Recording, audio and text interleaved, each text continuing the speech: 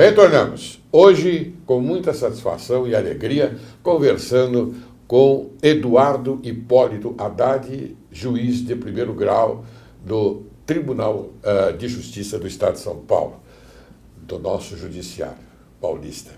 E hoje falamos sobre a convicção do magistrado, uma bússola, importantíssimo para você, telespectador, ter conhecimento da matéria. Bem, no primeiro bloco você disse que ia dar um exemplo, então faça agora. O exemplo de como seria uma conclusão, não é? Daquilo que a gente havia conversado. Então, tudo o ser humano quis transformar em matéria. Bom, tudo que o ser humano quer materializar não sai exatamente 100%. O exemplo mais clássico é esse exemplo da xícara de chá. Então, o elemento humano pensa, eu quero uma xícara de chá, é fácil. Ferve meio litro de água, coloca na xícara, pega o sachêzinho e coloca ali. Quando você for tomar, não tem meio litro de chá, tem 450 ml, mais ou menos. O que aconteceu com o resto? Evaporou. Tudo que o elemento humano pensa e transforma em prática no mundo fenomênico, do mundo ideal, da dualidade, vamos chamar assim, para o mundo fenomênico da multiplicidade, da matéria, alguma parte sempre se perde, escapa. E essa parte que escapa é que dá aso aos nossos códigos, né? Que o homem quis transformar em matéria porque ele estava a dominar a matéria, a mostrar que estava na matéria. Mas, como aquela essência da justiça ainda continuava em nosso interior, o elemento humano, percebendo que tinha uma fumacinha que sempre saía, ele tentou criar um condensador em cima da xícara. E como é que funciona? Tem lá o artigo tal. Para cada artigo tem 20 notas de rodapé, 10 que diz que aplica, 10 que não aplica, tem mais 5 que diz que se for o caso, tal. Para que isso? É para tentar aprisionar aquela fumacinha, para quando você for aplicar, não aplicar aquilo da forma como está, pura e simplesmente. Você dosar com aquele material que não veio, não chegou, não realizou, não transformou em matéria no mundo físico, fenomênico. E aí você diz, e é verdade, bom, mas dessa forma o direito fica, ele, por completo indeterminado? Ora, não, na verdade é a mente humana procurando consertar algo que não pôde ser passado por inteiro para o reino da matéria. Era só esse exemplo que eu queria dar. Muito bem, continuando, inclusive, nesse mesmo patamar, a teoria pura do direito é o ápice do desenvolvimento do positivismo jurídico. Para essa doutrina, o conhecimento é restrito dos fatos e às leis que os regem. Isto é, nada de apelar para a metafísica, a razão ou a religião. Está correta essa reflexão? Para a teoria pura do direito, sim, a reflexão é correta. O problema é que, na prática, não se vê absolutamente nada disso. Por quê? Porque o próprio, isso é o mais inusitado de tudo, o próprio elemento humano juiz também traz em si uma carga emocional, uma carga, enfim, né? E não dá para falar que é 100% isento, porque é o elemento humano. Você dá importância, então, ao elemento humano, não é? Digo importância capital. Não digo capital. Se desse importância capital absoluta apenas ao elemento humano, não haveria sociedade que se mantenha de pé. Mas essa é uma outra citação de Piero Calamandrei também. Peço perdão para não citar com as palavras exatas, porque não me recordo as palavras exatas, mas ele diz mais ou menos assim: se divide em duas etapas, dois tipos de magistrados. Aqueles que, para que não perca a lógica,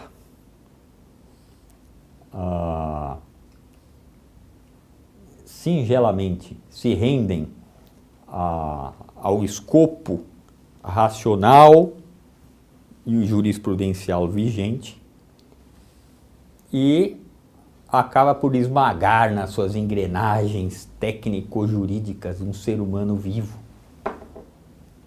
Sim. Sim. Mas então você adota, com essa resposta, você adota e dá importância aos princípios. Aos princípios, sim. Hã? Sim. Os princípios são básicos e essenciais. Mas Fundamentais. eu tenho uma pergunta para fazer agora a você. Pensar o direito sem a ideia de justiça é transformá-lo num sistema formal e desumano, onde os juízes só se preocupam com a aplicação fria das normas? Essa, então, significa a essência da filosofia kelseniana? Tanto não, que isso, como disse, depois foi chamado de desafio kelseniano, porque ao depois nós temos Kelsen dizendo, olha, não é bem assim. Cada norma não admite só uma interpretação possível. A interpretação não é unívoca, ela é equívoca. Equívoca não é no sentido de estar certo e errado. Equívoco porque comporta diferentes interpretações. Sim. Ele próprio assumindo isto. Então, é um princípio do conhecimento que nós podemos aplicar exatamente nessa parte. Sim, e portanto, por vezes, choca ao próprio julgador se deparar com o caso que, não, a lei aqui diz, tal, você vai recorrer aos princípios, vai recorrer à Constituição Federal, vai recorrer... bom, o que é esse recorrer a isto, aquilo, aquele outro, aquilo do outro? Para além da norma singelamente posso colocar, como ele próprio Kelsen acabou reconhecendo depois. Significa, de novo, tentar pegar aquela fumacinha, porque você sabe que aquilo lá, do chá, que aquilo lá não está muito... tem que colocar esses 50 ml de volta aqui, agora eu não sei como. Vamos começar a puxar de lá, daqui, acolá, né? Ou como diz, o Messi disse aí, singelamente a literalidade da norma e tudo mais. Bom, aí dou um exemplo. Eu sei que é um exemplo muito batido, mas é um exemplo. O artigo 5º da Constituição Federal, a cláusula pétrea. Cláusula pétrea. Não é? Ele diz que é garantido o direito à vida, à liberdade, o patrimônio, aos brasileiros e aos estrangeiros residentes no país, né? Lógico. Meus parabéns, quero ver na Olimpíada. Porque o estrangeiro que não mora aqui, eu posso roubar, posso matar, posso escravizar também. Porque a norma não contempla o estrangeiro não residente no país. Sim. Bom, como é que se saiu disso? Zé Afonso da Silva. Ele tentou... O grande mestre Zé Afonso da Silva, constitucionalista, demônstro de primeira linha.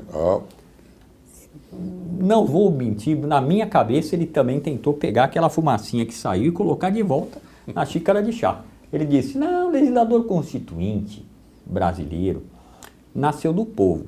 O povo é leigo. Como consectário, também leigos, os constituintes. Então, foi um mero esquecimento, não foi isso que ele quis dizer. Veja a que ponto isso não sou eu que digo, Zé Afonso da Silva. Sim. Ele teve que buscar uma teoria para conseguir explicar o porquê do equívoco. E, não é? É uma teoria fantástica, diga-se de passagem. Sim, claro. Não é bem tido, claro, pelos constitucionalistas. Mas veja, só apenas um exemplo de como a singela codificação, tal qual posta e colocada, e aplicação, tal qual Kelsen queria desde o começo, e depois ele acabou amadurecendo e acabou reconhecendo que não é bem assim, ia levar a absurdos. Mas então, Haddad, aí não está classificado a importância do direito fundamental? Sim. Mas essa é a questão. A depender do que você acredite ser o direito fundamental, O direito fundamental é o quê? É aquele do jus naturalista? É o direito que nasce comigo e que eu sou dono e paciência? Ou é aquela norma hipotética fundamental do keusenianismo, né? O que eu digo é que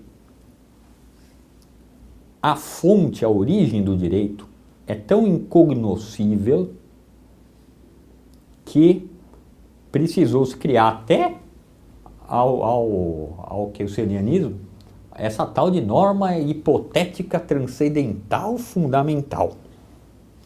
Então, eu tenho aqui um exemplo. Eu gostaria de mostrar para você o trecho da ata que deu legitimidade à independência do Brasil em 5 de outubro de 1822. Lá estava o José Bonifácio de Andrade e Silva. Então, eu queria que você observasse bem como foi. Esse é um trecho da ata.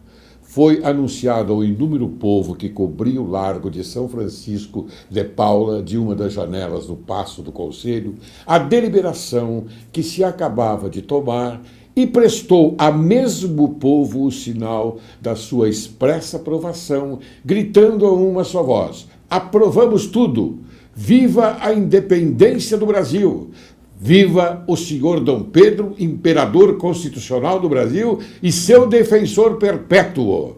Diz mais: queremos que conserve este título, ele e seus sucessores. Olha a importância, e seus sucessores. E queremos que se declare na ata que é a nossa vontade, que assim o sancione a Assembleia Constituinte como artigo de lei fundamental. Olha aí, artigo de lei fundamental. Sim, sim. Eu gostaria que se observasse exatamente o final desse trecho do artigo de lei fundamental. O que você acha? Se aproxima da filosofia kelseniana ou não? Ele se aproxima por um Nessa lado, época ele tinha 30 e poucos anos.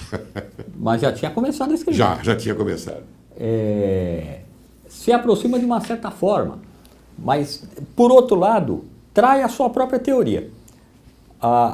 Ora, de onde nasceu? Qual foi a fonte desse direito fundamental? Sim. Ora, alguém teve que ter essa ideia, ou a liberdade, para poder assim dizer, e ao depois ser escrito e aprovado. De onde nasceu? Do povo que deu validade àquilo? Sim. Não nasceu de um pedaço de papel outorgado, singelamente. Então, sim, aproxima a Kelsey, claro que Não, sim. sim, é do povo, claro, lógico. Aproxima a Kelsey, mas de um outro lado traz a sua própria teoria. Por quê? Porque dentro desse contexto geral, e aí sim, é a liberdade do povo em se expressar, e daí poder dizer, quero que assim seja promulgado. Isso Isso mesmo. antecedeu a própria pirâmide kelseniana e antecedeu a própria norma hipotética fundamental. Muito bem, bem colocado, é isso mesmo. Isso é um problema, porque daí que eu digo que a origem do direito em si considerada é incognoscível. O destinatário, pela sua multiplicidade, é muitas vezes até ininteligível. E a sua aplicação é múltipla. Daí que eu pergunto, dada uma mesma norma posta e colocada, como já ocorreu comigo, o exemplo é muito grande para dar, mas já ocorreu com esse que vos fala. Interpretei lá um caso de despejo por falta de pagamento, Sim. Locação verbal. Telespectador talvez não compreenda muito bem, mas Não, mas continue, é bom o exemplo. Houve a revelia. Sim. Revelia significa, olha, são verdadeiros os fatos narrados pelo autor. Logo, existiu o contrato, que não tinha prova, era verbal, e o cidadão estava inadimplente.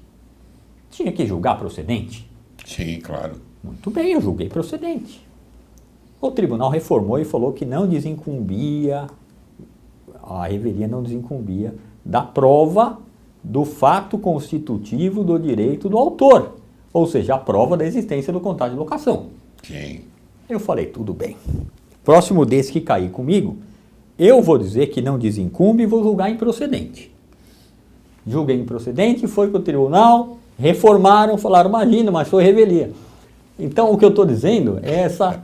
Então, você teve uma experiência com dois pontos de vista. Exato, mas é o que eu estou dizendo. É o incognoscível, não só da origem do direito, mas da própria natureza humana ao aplicá-lo. Aplicado, tá certo. E daí aquela questão que disse o Messi da relatividade da verdade e tudo mais, o Luiz também Eu tenho uma pergunta para você sobre isso. Bem, telespectador, você está percebendo, e por isso que eu trouxe hoje este nobre magistrado paulista, para você conhecê-lo melhor, porque daqui você vai conhecer os demais. Porque todos os magistrados, não só paulistas, magistrados brasileiros, é um corpo só, pensam de formas às vezes diferentes, mas eles têm um conhecimento profundo. Eu digo conhecimento, não só da matéria, mas um conhecimento extensivo, um conhecimento geral. Essa é a importância da magistratura. A segurança da magistratura brasileira está exatamente aí, no conhecimento geral. E aqui é a prova. É por isso que eu trouxe o nobre juiz Haddad aqui no programa Direito e Justiça em Foco. Bem, Haddad, qual o significado da bússola nessa questão? Porque o seu livro é A Convicção do Magistrado, uma bússola. Então, me responde. E aí, só complementando, foi por isso que eu fiz questão de frisar no começo que todas as formas de decisão, tecnicamente, estão corretas. Então, a convicção é uma bússola. A bússola veja, a convicção, o magistrado tem uma convicção. Bom, mas qual é? Esse livro se presta a dizer como pensa um juiz e tudo. Não, é uma bússola. É uma bússola, sim. É um indicador de caminhos. Sim. É um indicador, olha, não procure defeitos técnicos naquela ou naquela outra decisão. Tecnicamente todas vão estar certas. Muito bem. O problema não é este. Claro. Você explicou direitinho. Agora eu vou te fazer uma pergunta a respeito da página 31 do seu livro, que eu achei genial. Relatividade da verdade. Você diz aqui, a verdade absoluta nos é desconhecida. Conhecemos a verdade como percepção individual, de modo que cada qual dos seres humanos em si carrega-lhe uma singela parcela. Uma analogia. Olha, veja só, caro telespectador, a analogia. Nos teatros, cada um dos holofotes, embora transmitindo a mesma luz, de mesma cor branca e de mesma intensidade, se reflete em cores e intensidades diversas no palco, a depender da cor de seu filtro, seja verde, azul, amarelo, vermelho ou mesmo o escuro roxo. Então, cada filtro, obviamente, reproduz a verdade. Eu agora pergunto a você, então, o segundo livro, para mais próximos chegarmos, não é, dessa verdade absoluta, existe a necessidade de despirmos-nos de tais filtros? É necessário, porque... Importante essa sua analogia, hein? Eu acho que é indispensável. Porque um fato inusitado é que o magistrado também tem esses filtros na hora de julgar. Não dá para tirar isso dele, porque ele é também um ser humano. Ser humano, claro. Então, ele tem as mesmas vicissitudes que o ser humano, né? Normal. Né? Sim, e por vezes as mesmas convicções de nascença, por vezes influência das mais maternais, as mais adultas, que interferem até na formação do caráter de várias coisas, né? Mas na hora de julgar, não dá para eliminar por completo, mas o juiz tem que fazer o possível para se despir desses filtros. Me diga uma coisa, o que na atualidade significa a caixinha preta do Poder Judiciário? Isso, muito se fala. Rapidamente. Eu vou ser bem singelo. Isso. Esse assunto caixinha preta começou, muitos dizem foi por causa de questão financeira, e Sim. isso, aquilo, orçamentária e tudo mais. Questão financeira e orçamentária não tem nada a ver. É que havia um sentimento na sociedade de que ninguém, cair no judiciário, ninguém sabe o que vai acontecer. Né? A caixinha preta, quem está na caixinha preta? Tudo bem, isso é um bom começo. Isso explica, a caixinha preta é a sua cabeça, como é a minha, como é a dele, como é a minha. Exatamente. Me diga uma coisa, e o Sejusc? Como eu disse, Explica o que é o Sejusc para o telespectador. Centro de Solução de Conflitos e Cidadania. Essa foi a forma mais brilhante já criada até hoje, como eu defendo no livro, que às vezes o futuro do Poder Judiciário, da magistratura, cinge-se a retornar ao passado. Como era no passado? Ele tinha um problema, vinha um terceiro imparcial, senta aí, vamos conversar. Conversava todo mundo. Se fosse hoje, senta aí, vamos conversar. Vamos, claro. Peraí, qual é o valor da causa? Como é que... Não, o senhor vai emendar a inicial. Daqui a 4 anos o juiz vai ver lá o seu... Então, tem que voltar a essa origem. Muito bem, a importância do Sejusc. Agora eu quero que você me responda sim ou não. Haverá uma continuidade, uma sequência a esta obra? Qual seria? Sim. Eu perguntaria qual seria. Eu pergunto primeiro, sim ou não? Haverá? Sim. Qual seria? Também chama a convicção do magistrado uma bússola, só que a parte 2 diz a bússola e a terceira margem do rio. Veja só onde fomos parar. Muito bem. Meu querido amigo e colega, doutor Haddad, eminente, doutor Eduardo Hipólito Haddad, um excelente magistrado paulista. Eu fiquei encantado com as suas posições, com as suas colocações, porque muitas vezes você diz, eu vou levar um programa de televisão ao telespectador falando do direito, da norma pura do direito, como nós conversamos, do positivismo, vou falar em Auguste Comte, vou falar em Hans Kelsen, vou falar em Bobbio, mas será que o telespectador vai entender? Claro que o telespectador vai entender. Porque o telespectador, tenho certeza absoluta, que está ávido por mais conhecimentos. E você trouxe isto para nós, a sua experiência e o seu conhecimento geral, como eu disse, da importância dele, da importância da magistratura brasileira. Suas considerações finais, por favor. Primeiro, eu queria agradecer, mas não sou digno de todas essas palavras, não. No entanto, devo insistir que... está na hora da gente simplificar a justiça, simplificar os trâmites da justiça. A nossa grande esperança são os centros de solução de conflitos de cidadania. O mestre Laércio deu uma belíssima e brilhante palestra em Itanhaém. Espero continue nos prestigiando, não só a mim, mas todo o Poder Judiciário, com essas palestras brilhantes. E é uma ideia nova, é uma ideia diferente. Apenas para concluir, um antigo mestre, certa feita, citou um grande físico durante uma palestra. Ele disse, eu não me lembro exatamente das palavras, então, ele disse, a mente que se abre a uma realidade nova nunca mais torna ao tamanho normal. Eu sei. Sabe de quem sei quem foi. Sabe de quem foram essas palavras do Salão do Júri de Itanhaém? Laércio Laurélio. Exatamente. Eu tenho a convicção que é exatamente por aí, porque nós temos que sempre abrir a nossa mente. E é assim que deve ser. Bem, eu fico muito contente mais uma vez. Eu que agradeço, mestre Laércio. E agradeço bastante a sua presença. Antes de encerrar, faço menção às palavras do filósofo português José Luís Nunes Martins. Ao destaparmos a verdade, ilumina-se-nos o caminho.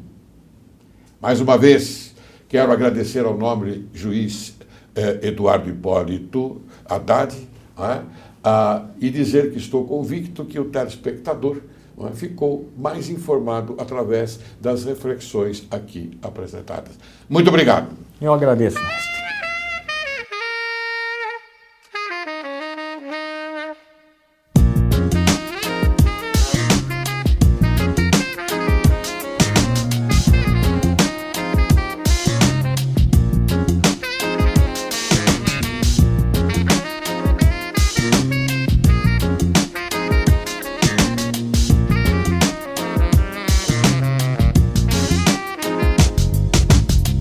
Si ma folie fait ton désespoir,